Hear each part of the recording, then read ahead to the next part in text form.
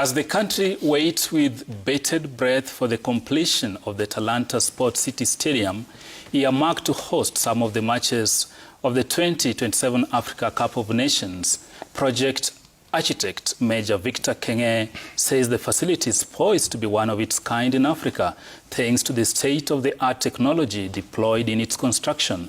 Sporty Monday's Steve Shitera got an exclusive, extensive tour of the iconic stadium taking shape in the heart of Nairobi and filed this report. Construction here, construction there. Every corner of the Talanta Stadium site is alive with activity as workers race to complete the iconic structure. Final touches are underway to give the stadium its outward look before the end of December 2025. The stadium itself, externally, complete. That is in terms of the facade of the stadium, as you see behind me, as well as the roof canopy. That way to give the impression of outward completion. So we are about 21 months into the project. Right now we are at 68% overall. That is for the main stadium infrastructure as well as the support infrastructure. The playing surface, which initially served as the main storage area for construction materials, is now being cleared ahead of laying a hybrid pitch, a mixture of natural and artificial turf. It will actually be a hybrid system. It will primarily have natural grass, which is Bermuda grass. But in addition to that, we will have some elements of synthetic turf just to be able to reinforce it. And this particular pitch will be primarily used for sporting purposes, that is football and rugby. But in addition to that, you can also use the pitch for concerts. But to be able to protect it, of course, the pitch will have to be covered to prevent further damage to the equipment that is on the pitch. Engineers say they will deliver the stadium by 1st March 2026 ili kuweza kuanzisha rasmi ujenzi huu. Exactly 2 years after the groundbreaking ceremony presided over by President William Ruto. The 60,000-seater stadium, sitting on a 45-hectare parcel, will offer an ultra-modern sporting facility featuring a 2,000-seater mini-stadium and 2 training grounds designed to accommodate rugby and athletics. It will be the first in the country without a running track inside the stadium. So it will only be primarily for football and rugby. And then in addition to that, we'll have 3 training pitches, one of which will act as think of it as a mini stadium, making it a facility that can work independently, especially during a football tournament. The other 2 will be the pitch alongside a running track, with the main training pitch having an 8-lane running track, which will be done to tartan standard in line with the World Athletics requirements. The stadium, which is earmarked to host the AFCON 2027 matches, will blend technology and artistic design to set new standards for sports infrastructure. There's the aspects of technology in the form of the roof canopy which we are using. We are using a lightweight roof canopy which works using hydraulically tensioned steel cables, which is the first of its kind in the region. When you look at the form of the building, it's a very unique form. It is resembling a soccer ball. It is pure and geometric on the outside, and it also has some elements of our national heritage in the form of the shields. We will have a total of 8 shields all around the stadium, and the shields are derived from the national flag. However, contrary to fans' expectation, the stadium's roof will not feature a retractable cover like the Santiago Bernabeu in Spain, and Major Kenge explains why. The only part that will be covered by the roof canopy, which will be made of Teflon, is going to be where the spectators are sitting, which is similar to what we've done at Kasarani Stadium. And the main consideration for this is when you consider where we are in Kenya, we are in a very comfortable tropical climate. We do not have extremes of weather, winter and summer and the likes.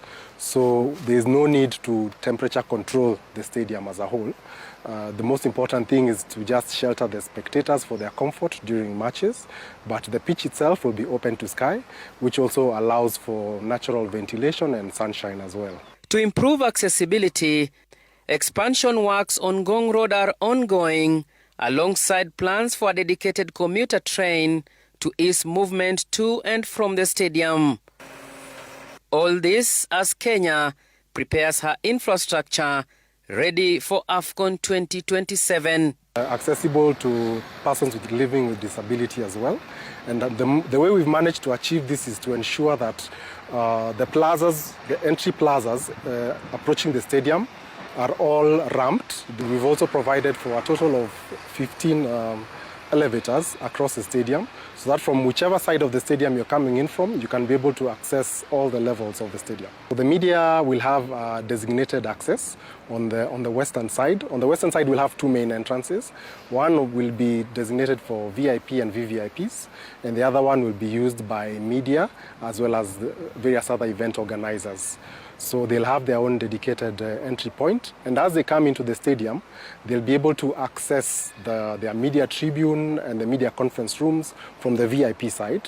So we'll have a large press conference room on the ground floor level, and we'll also provide a media tribune on the upper levels where they can be able to do live commentating of the matches as they are going on.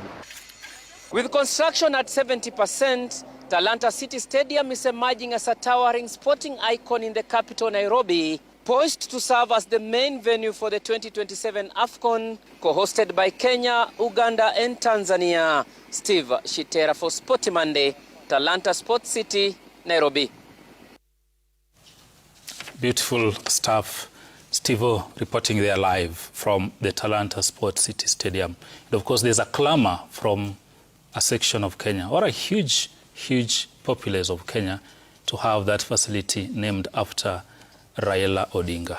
We wait to see whether President Ruto will walk down or will take that route. But Okili, yes. Beautiful facility shaping out there. Fantastic, phenomenal. Wow, I'm thrilled. I wish it was even longer. Now that's an international stadium. Yes. Forget the cow sheds governors have been constructed. Yes. Also, the national government itself has partially participated in the construction of the said cow sheds. But this international stadium atones for the scene of construction of the cow sheds. I'm so happy. You know, sometimes we've been putting government to task.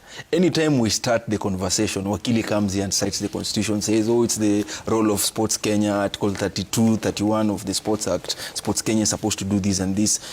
But with this facility that I'm seeing at this juncture, it is going to mitigate part of our huge problems.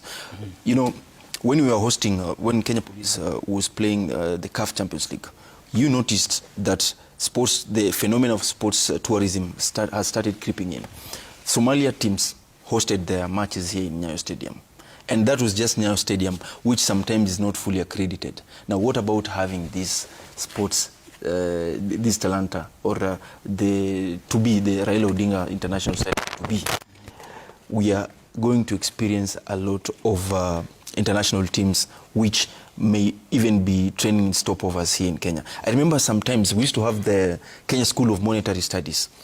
It used to attract a lot of teams which were always on transit. Nigeria would sometimes train there, Cameroon would train there, and even Senegal, I think, at once trained there.